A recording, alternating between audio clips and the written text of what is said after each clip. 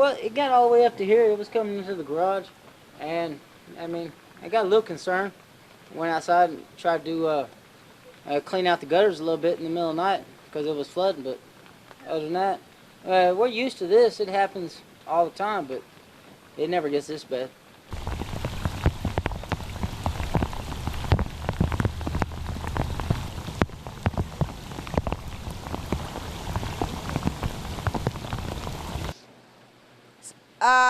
At 11 o'clock, it's about where it's at now, but at 4:30 in the morning, like I said, it was up to here. I woke up at 4:30 this morning swishing with water on the ground, woke my roommate up, went next door and woke my neighbor up because we have power strips on the floor. I was worried about getting electrocuted.